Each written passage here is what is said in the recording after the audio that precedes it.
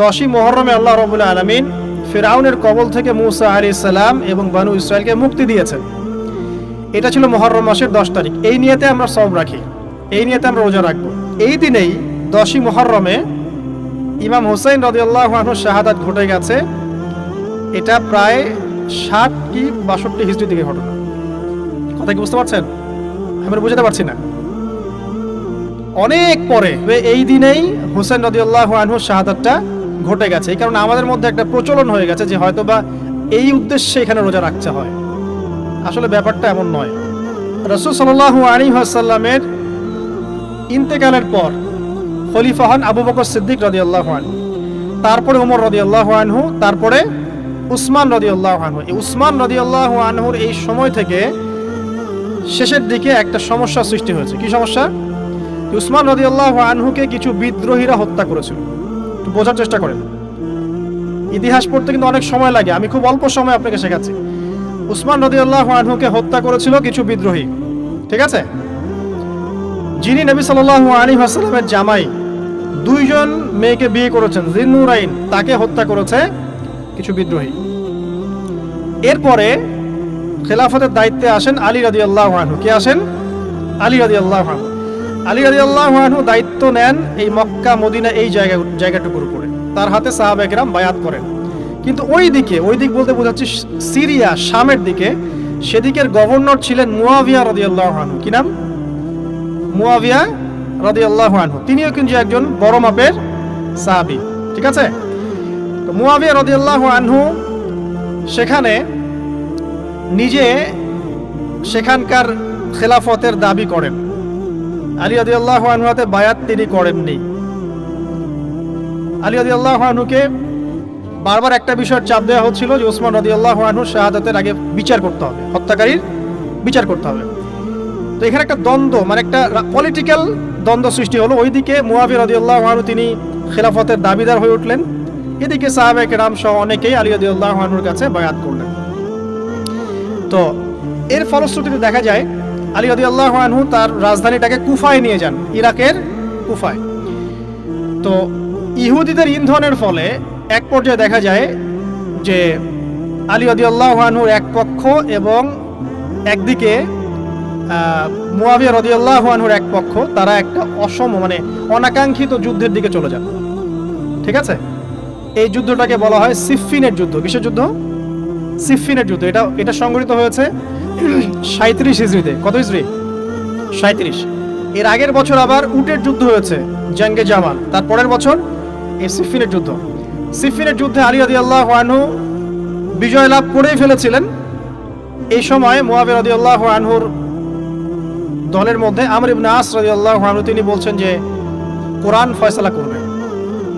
কোরআন ফয়সালা করবে, এটাকে কেন্দ্র করে একটা তৃতীয় পক্ষ নির্ধারণ করা হয়, যেটাকে আমরা সালেস বলি। যে মুয়াবিয়া রাদিয়াল্লাহু আনহুর পক্ষে একজন, তার নাম আমর ইবনে আস রাদিয়াল্লাহু আনহু, এবং আলী রাদিয়াল্লাহু আনহুর পক্ষে একজন, তার নাম হচ্ছে আবু মুসা আশআরী রাদিয়াল্লাহু আনহু। তারা গিয়ে একটা তৃতীয় পক্ষ করে মীমাংসা করতে চাচ্ছেন যে আমরা কেউ যুদ্ধ চাই না, আমরা ভাই ভাই, আমরা সবাই মুসলিম উম্মার ঐক্যের খাতিরে এখানে একটা সলিউশনে আসবো।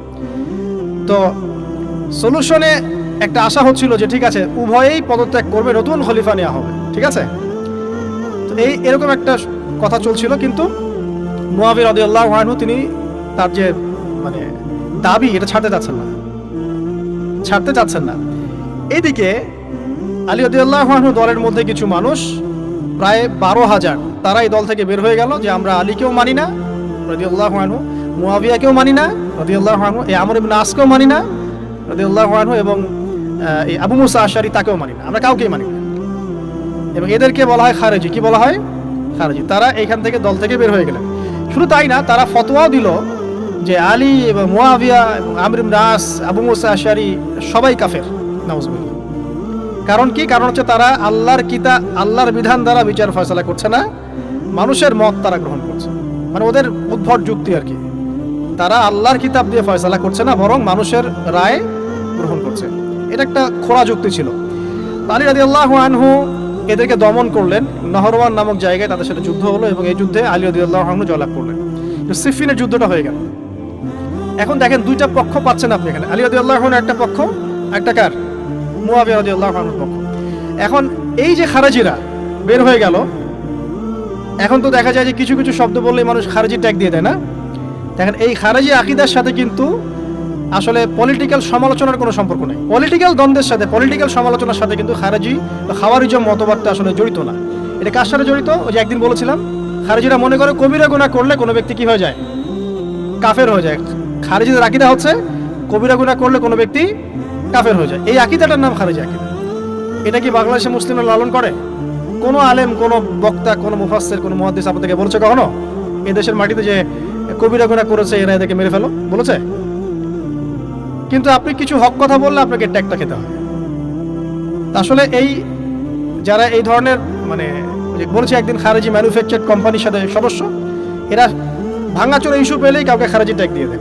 আসলে মূল বিষয় এরা নিজেরাই খারিজ হয়ে যাচ্ছে দিন দিন, অন্যকে খারিজ করতে করতে নিজেরাই খারিজ হয়ে যাচ্ছে। এখানে দেখেন মুআবিয়া রাদিয়াল্লাহু আনহু এক পক্ষে, আলী রাদিয়াল্লাহু আনহু আরেক পক্ষে। ব্যাটেল, যুদ্ধ হয়ে গেল, সিফিনের যুদ্ধ হয়ে গেল, 3 দিন যুদ্ধ হয়েছে। ওই যুদ্ধে কি মানুষ মারা যায় নাই? মারা যায় নাই? মারা গেছে। তো আলী রাদিয়াল্লাহু আনহু তো বলেননি যে ওরা খারেজি। কারা খারেজি তাহলে? যারা এই যে 12,000 সৈন্যের মধ্য থেকে বের হয়ে গেল এবং সবাইকে কাফের ফতোয়া দিল যে আলীও কাফের, মুআবিয়া কাফের, আমর ইবনে আসও কাফের, নাউজুবিল্লাহ, আর এই যে আবু মুসা আশআরী তারাও কাফের। একটু বোঝেন। এরপর তারা যখন বের হয়ে গেল, আলী রাদিয়াল্লাহু আনহু তাদেরকে হত্যা করলেন, তাদের সাথে যুদ্ধ করলেন। কিন্তু এদের কিছু কিছু মানুষ বেঁচে ছিল। এরা একটা প্ল্যান করলো। কি প্ল্যান করলো? যে আমরা চোরাগুপ্তা হামলা চালিয়ে এই 4 জনের সবাইকে হত্যা করে ফেলবো। কথা বুঝতে পারছেন? 4 জন একই দিনে প্ল্যান করলো। রমজান মাসের 17 তারিখ। কত তারিখ? রমজান মাসের 17 তারিখ। ওইটা সম্ভবত 40 হিজরি। কত হিজরি? সিফিনের যুদ্ধ হচ্ছে 37 হিজরিতে, এটা হচ্ছে কত হিজরি? 40, 3 বছর পর এরা প্ল্যান করলো।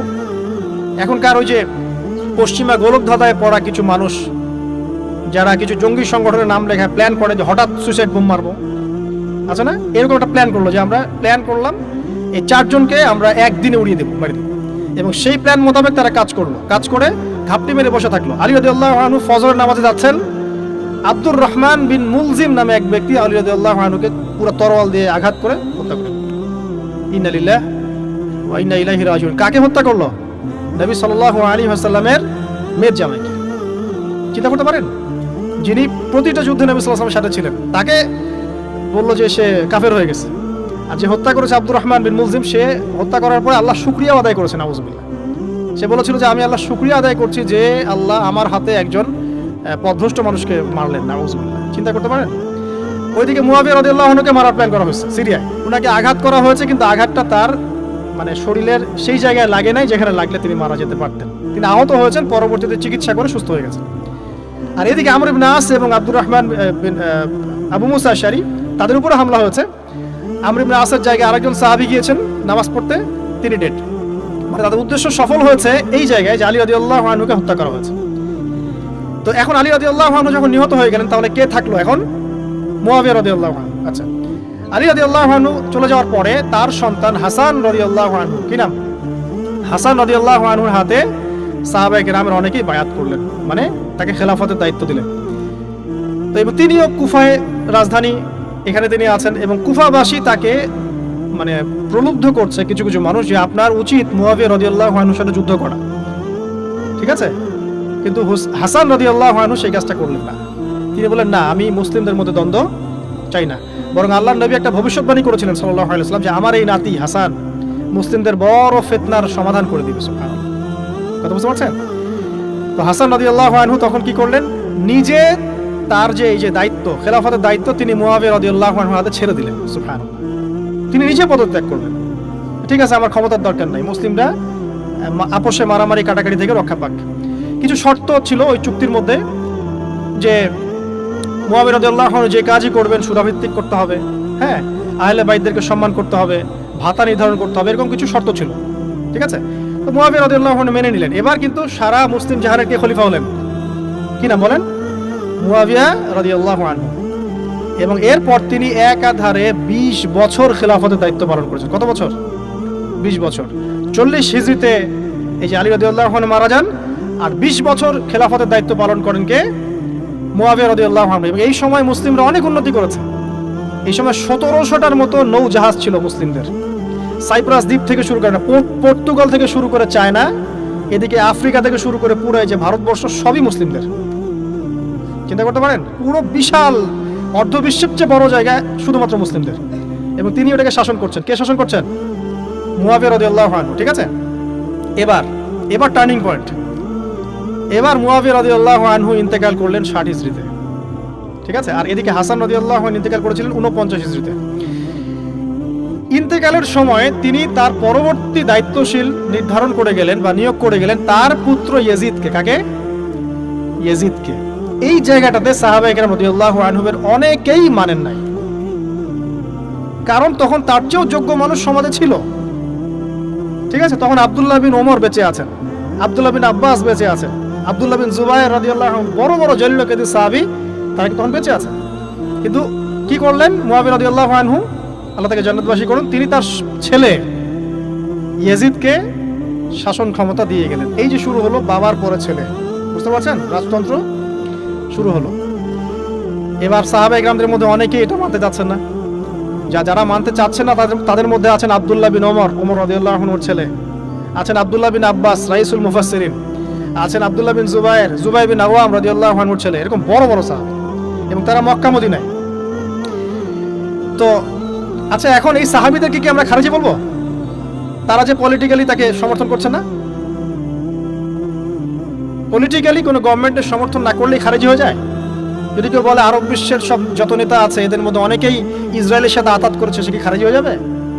এই সমালোচনার সাথে খাওয়ারিজমের কোনো সম্পর্ক আছে? যদি কেউ বলে যে পশ্চিমাদের অস্ত্রশস্ত্র নিয়ে মুসলিমরা ইয়েমেনে হামলা করছে, এটা বললে সে খারিজি হয়ে যাবে?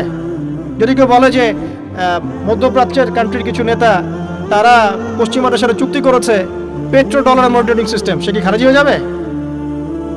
যদি কেউ বলে জায়নিস্টদের সাথে আঘাত করে অনেক মুসলিম কান্ট্রি চলছে, তাহলে কি মিডল ইস্টের সমালোচনা করার কারণে একজন ব্যক্তি খারিজি হয়ে যাবে? খারিজি ম্যানুফ্যাকচার্ড কোম্পানি বাংলাদেশে তারা এই সংজ্ঞাই শিখায়, পলিটিক্যাল বিরোধিতা করলে আপনি খারিজি হয়ে যাবেন। অথচ এখানে দেখেন সাহাবায়ে কেরাম রাদিয়াল্লাহু আনহুম মানছেন না ইয়াজিদকে। এবার ইয়াজিদ কি করলো দেখেন। এবার ইয়াজিদ প্রথমত সাহাবীদেরকে কনভিন্স করার চেষ্টা করলেন। তিনি ওখান থেকে তার দূত পাঠালেন, দূত এসে মক্কা মদিনায় বোঝালেন যে আপনারা মেনে নেন, ভালো হবে, ইত্যাদি ইত্যাদি। আব্দুল্লাহ বিন ওমর রাদিয়াল্লাহু আনহু বলেন ঠিক আছে মেনে নিলাম, আব্দুল্লাহ বিন আব্বাস রাদিয়াল্লাহু আনহু বলেন ঠিক আছে মেনে নিলাম। কিন্তু আব্দুল্লাহ বিন জুবায়ের রাদিয়াল্লাহু আনহু মানলেন না। তিনি মানছেন না, আমি কিছুতেই মানি না, তার সে খেলাফতের যোগ্য না, এর চেয়ে অনেক বড় বড় যোগ্য মানুষ আছে, আমি মানছি না। বরং তিনি এখান থেকে সরে আসলেন। এবার ইমাম হুসাইন রাদিয়াল্লাহু আনহু, যার কথা প্রশ্ন করেছেন, লম্বা উত্তর দিচ্ছি। ইমাম হুসাইন রাদিয়াল্লাহু আনহুর হাতে অনেকে বায়াত করতে চাইল যে আপনি যোগ্য খেলাফতের, ইয়াজিদ যোগ্য না, কে যোগ্য? আপনি যোগ্য। এবং তার হাতে কুফাবাসী বায়াত করতে চাচ্ছে, তাকে ডাকছে আপনি মক্কা থেকে চলে আসেন কুফায়। কুফা কোথায়? ইরাকে। আপনি মক্কা থেকে কুফায় চলে আসেন, আমরা আপনার হাতে বায়াত করব। এবার হুসাইন রাদিয়াল্লাহু আনহু সপরিবারে, তার পরিবার আহলে বাইত সবাই নবীর পরিবারের সদস্য, চিন্তা করেন, নবীর পরিবারের প্রায় 80 জন সদস্য। কতজন? তারা এই যে বের হলেন, যাচ্ছেন কোথায়? কুফায়। এবার ওই ইয়াজিদের নিয়োজিত যে গভর্নর ছিল ইরাকের কুফায়, তার নাম আব্দুল্লাহ বিন জিয়াদ। কি নাম? আব্দুল্লাহ বিন জিয়াদ। আব্দুল্লাহ বিন জিয়াদ সে একটা সেনাবাহিনী পাঠালো। সেনাবাহিনীতে সদস্য ছিল 4000। কতজন? 4000। এই 4000 সেনাবাহিনী নিয়ে আব্দুল্লাহ বিন জিয়াদের যে কমান্ডার, তার নাম সম্ভবত আমের বিন, প্রথমে আমের বা ওমর আছে, উমর বিন সাদ এরকম কিছু একটা, সে আহলে বাইতদেরকে ঘিরে ফেললো। কাকে ঘিরে ফেললো? ইমাম হুসাইন রাদিয়াল্লাহু আনহু, তার ছোট ছোট বাচ্চা কাচ্চা, তার স্ত্রী সন্তান এবং আহলে বাইতের সদস্য যারা। আহলে বাইত মানে বোঝেন তো, নবীর পরিবারের সদস্য। এবার হুসাইন রাদিয়াল্লাহু আনহু যুদ্ধ চাচ্ছেন না, তিনি যুদ্ধ চাচ্ছেন না। তিনি বলছেন যে আমাকে 3টার যে কোনো একটা পথ বেছে নিতে দাও, আমি তোমার সাথে যুদ্ধ করতে চাই না। 1 নাম্বার, আমাকে সরাসরি ইয়াজিদের সাথে সাক্ষাৎ করতে দাও, আমি ওর সাথে কথা বলে সলভ করব, প্রবলেম কি।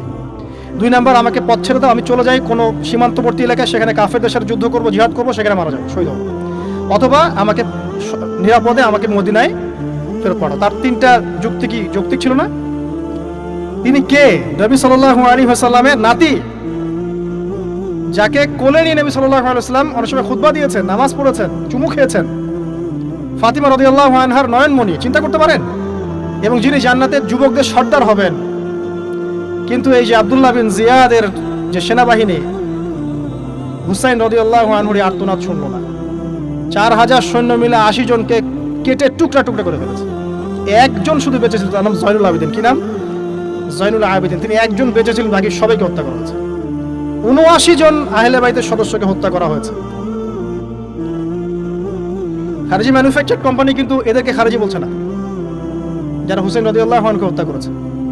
আপনি মিডল ইস্টের সমালোচনা করলে খারিজি হয়ে যাবে, ওদের শেকড়টা চিনেন এখন। অথচ ওরাই কিন্তু ব্রিটেনের সাথে হাত মিলিয়ে তুর্কিদের বিরুদ্ধে বিদ্রোহ করে ক্ষমতা দখল করেছে, জানেন? 1916 সালে 1916 এরাই ব্রিটেনের সাথে হাত মিলিয়ে তুর্কিদের, অটোম্যানদের বিরুদ্ধে বিদ্রোহ করে, সশস্ত্র বিদ্রোহ করে ক্ষমতা দখল করেছে। ওরা খারিজি হয়ে যায়নি। পড়লে জানবেন সত্য কি জিনিস। এবার আসেন মূল পয়েন্টে আসি। এবার যে হত্যা করেছে ইমাম হুসাইন রাদিয়াল্লাহু আনহুকে, সে বর্ষার আগা পর্যন্ত, বর্ষার মাথায় হুসাইন রাদিয়াল্লাহু আনহুর মস্তক উঠিয়ে ধরে এটাকে নিয়ে ইয়েজিদের কাছে গিয়েছিলেন। চিন্তা করতে পারেন? ইয়েজিদ যদিও বা এটার আদেশ কিন্তু করে নাই, সে ওই মস্তক থেকে আটকে উঠেছিল। এটা তুমি কি করছো? আমি তো এটা করতে তোমাকে বলি নাই। ওবায়দুল্লাহ বিন জিয়াদ এই কাজটা করেছে। এখানে আমরা ইয়েজিদকে নিষ্পাপ বলতে পারি না, বিকজ একজন শাসকের আন্ডারে যখন কোনো ক্রাইম হবে, এর একটা দায়ভার তো তার উপর পড়বেই। যদি এটা মেনে নেই যে সেখানে টেকনোলজি ছিল না, অনেক দূরের পথ, খবর পাওয়া যায় নাই, সেটা অন্য ইস্যু হতে পারে। কিন্তু পরের ঘটনাগুলো আমাদেরকে অন্যদিকে নিয়ে যাবে। মনে রাখেন, এই ঘটনাটা হৃদয় বিদারক। এটা হচ্ছে এই 10ই মুহররমের একটা হৃদয় বিদারক ঘটনা। এটা ঘটেছে কত সালে? 62 হিজরিতে। কত হিজরিতে? 62 হিজরিতে, 62 বা 61 আর কি। তো দেখেন, নবী সাল্লাল্লাহু আলাইহি ওয়াসাল্লামের ইন্তেকালের 50 বছর পরে এই কারবালার ঘটনা, এই ঘটনাটা কাকতালীয়ভাবে 10ই মুহররমে ঘটে গেছে। আমরা মনে করি যে এটার স্মরণে আমরা আজকের সওম রাখি, আসলে এটার স্মরণে নয়, ওই নাজাতে মুসার স্মরণে রাখতে হবে। ঠিক আছে? তো কারবালার ঘটনা বুঝলেন। এই 61 হিজরিতে এই কারবালার ঘটনা ঘটে, যেটা স্মরণে অনেকে রোজা রেখে থাকে সমাজে। আসলে এটা স্মরণে নয়, নাজাতে মুসার স্মরণে রাখতে হবে ইনশাআল্লাহ তাআলা। আল্লাহ পাক তৌফিক দান করুন, আমিন। এরপর মদিনাবাসী আর মক্কাবাসী এই যে ইয়াজিদের বিরুদ্ধে খেপে গেল। তারা কিছুতেই তার আনুগত্য মানবে না, কিন্তু ইয়াজিদ চাপ প্রয়োগ করতে লাগলো। এক পর্যায়ে সেই যে মুসলিম বিন উকবাকে পাঠালো 10,000 সৈন্য দিয়ে মদিনায়। 3 দিন সে মদিনা অবরোধ করে রাখলো। সবাইকে বললো যে ইয়াজিদের আনুগত্য করতে হবে, অন্যথায় তোমাদের উপর হামলা করা হবে। নবীর শহরে মুসলিম বিন উকবার নেতৃত্বে, পিছনে ইয়াজিদ ছিল, ইয়াজিদের শাসনামলে মুসলিম বিন উকবার নেতৃত্বে 63 হিজরিতে 3 দিন মদিনায় ম্যাসাকার চালানো হয়েছে। মদিনার মানুষকে হত্যা করা হয়েছে। মদিনার মানুষ সাহসিকতার সাথে যুদ্ধ করেছে, ডিফেন্ড করেছে, তাদেরকে হত্যা করা হয়েছে। মদিনায় লুটপাট করা হয়েছে, ধ্বংসযজ্ঞ চালানো হয়েছে। হাজার হাজার মানুষ মারা গেছে। এখন আমাকে বলেন, যে মদিনার যে মানুষগুলো এই মুসলিম বিন উকবার সেনাবাহিনীর বিরুদ্ধে দাঁড়িয়েছিল, এরা কি খারেজি ছিল? ওরা যে শাসকের বিরুদ্ধে যুদ্ধ করলো? উত্তর দেন। এই খারেজি ম্যানুফ্যাকচার কোম্পানিকে বলেন, উত্তর দিতে বলেন। মুসলিম বিন উকবার নেতৃত্বে যে বাহিনী মদিনা আক্রমণ করলো, আর মদিনাবাসী যে বীরত্বের সাথে ডিফেন্ড করলো, এখন কি মদিনার সব মানুষ খারেজি হয়ে গিয়েছিল? পলিটিক্যাল দ্বন্দ্বের সাথে খাওয়ারিজমের কোনো সম্পর্ক আছে? মানুষকে কি বোঝায়? শুধু তাই না, এই সময়ে মক্কায় আব্দুল্লাহ বিন জিয়াদ রাদিয়াল্লাহু আনহু, তিনিও তার বলয় গড়ে তুলেছেন, তার হাতে মানুষ বায়াত শুরু করেছে। আর ইয়াজিদকে মানুষ মানছে না, বলছে আব্দুল্লাহ বিন জুবাইর, তার হাতে আমরা খেলাফতের বায়াত করব। বহু মানুষ আব্দুল্লাহ বিন জুবাইর রাদিয়াল্লাহু আনহুর হাতে বায়াত করা শুরু করলেন। এবং ইয়াজিদ এবার মদিনায় ধ্বংসযজ্ঞ চালানোর পর ঠিক ওই বছরেই, সেম বছরেই আরেকজন ব্যক্তি আছেন হুসাইন বিন নুমায়ের, তাকে কিছু সেনাবাহিনী দিয়ে পাঠালেন মক্কা আক্রমণ করতে। হুসাইন বিন নুমায়ের সেনাবাহিনী নিয়ে মক্কা আক্রমণ করলো। মক্কার কাবা ঘরের গিলাফে হামলা করা হয়েছে, মিনজানিক ছোড়া হয়েছে। তো মদিনায় হামলা চালানোর পর একই বছর ওই 63 হিজরিতেই, আর মদিনায় হামলার যে যুদ্ধটার নাম একটা আছে, এটা বলে দিই, যে মদিনায় যে ইয়াজিদের নেতৃত্বে মুসলিম বিন উকবা হামলা চালিয়েছিল, যখন মদিনাবাসী এটাকে ডিফেন্ড করেছে এবং মদিনা মানুষ মারা গেছে, অনেক শহীদ হয়েছেন, এই যুদ্ধের নাম হচ্ছে হাররার যুদ্ধ। কিসের যুদ্ধ? হাররার যুদ্ধ। এর ওই বছরেই ইয়াজিদের নেতৃত্বে আবারও মক্কায় আক্রমণ করা হয়েছে, যেখানে আব্দুল্লাহ বিন জুবাইর রাদিয়াল্লাহু আনহু তিনি খেলাফতের দায়িত্ব বায়াত গ্রহণ করছেন। সেখানেও মিনজানিক চালানো হয়েছে, হামলা চালানো হয়েছে। মক্কার কাবা ঘরের দেয়ালে পর্যন্ত মিনজানিকের গোলা লেগেছিল। মানুষ জানেই না কাবা ঘরে হামলা হয়েছে। তো আমরা পলিটিক্যালি এই ঘটনাগুলোর সমালোচনা করতে পারি। হুসাইন রাদিয়াল্লাহু আনহুর হত্যাকাণ্ড কোনো সাধারণ ঘটনা ছিল না। হাররার যুদ্ধ কোনো সাধারণ ঘটনা ছিল না। আব্দুল্লাহ বিন জুবাইর রাদিয়াল্লাহু আনহুকে মক্কায় আক্রমণ করা কোনো সাধারণ ঘটনা ছিল না। এরপরে আব্দুল মালিক বিন মারওয়ান যখন ক্ষমতায় আসেন তার প্রায় 10 বছরের পরেই তখন হাজ্জাজ বিন ইউসুফের নেতৃত্বে আবারও এই মক্কায় হামলা হয়েছে। এর নাম শুনেছেন? হাজ্জাজ বিন ইউসুফ। এবার এই হামলাতে আব্দুল্লাহ বিন জুবাইর রাদিয়াল্লাহু আনহু এবং তার অনুসারীদেরকে সবাইকে শহীদ করা হয়েছে। হাজ্জাজ বিন ইউসুফের প্রতিরোধ করার সময় আব্দুল্লাহ বিন জুবাইর এবং তার সাহাবাই তার সঙ্গী সাথী তারা কি খারেজি ছিলেন? আব্দুল্লাহ বিন জুবাইর রাদিয়াল্লাহু আনহুকে হত্যা করে রৌদ্রের মধ্যে তার লাশটা ঝুলিয়ে রাখা হয়েছে। আব্দুল্লাহ বিন জুবাইর কি আপনাকে বলি? আব্দুল্লাহ বিন জুবাইর রাদিয়াল্লাহু আনহু জুবাইর বিন আওয়াম রাদিয়াল্লাহু আনহুর ছেলে। জুবাইর বিন আওয়াম কি আপনাকে বলি? জুবাইর বিন আওয়াম হচ্ছেন জান্নাতের 10 জন সার্টিফিকেট প্রাপ্ত সাহাবীর একজন। আব্দুল্লাহ বিন জুবাইর আসমা বিনতে আবু বকর রাদিয়াল্লাহু আনহুর সন্তান। আসমা বিনতে আবু বকর কি আপনাকে জানাই? আসমা বিনতে আবু বকর হচ্ছেন আবু বকর সিদ্দিক রাদিয়াল্লাহু আনহুর মেয়ে। জুবাইর বিন আওয়াম এবং আসমা বিন আবু বকর রাদিয়াল্লাহু আনহু তাদের সন্তান হচ্ছেন আব্দুল্লাহ বিন জুবাইর রাদিয়াল্লাহু আনহু, যাকে এভাবে হাজ্জাজ বিন ইউসুফের সময় হত্যা করা হয়েছে মক্কায়। এই যে ঘটনাগুলো আপনারা শুনুন। এরপরে যদিও বা পরিস্থিতি ঠান্ডা হয়ে যায় আস্তে আস্তে, এবং আব্দুল মালিক বিন মারওয়ানের সময় তিনিও প্রায় 20 বা 22 বছর ক্ষমতা কাটান, এবং ওই সময় মুসলিমরা এই যে সিন্ধু প্রদেশ জয়, ওইদিকে তারেক বিন জিয়াদের স্পেন জয়, এদিকে আপনার এই যে আমাদের ভারতবর্ষ জয়, এগুলো ওই সময় ঘটেছে।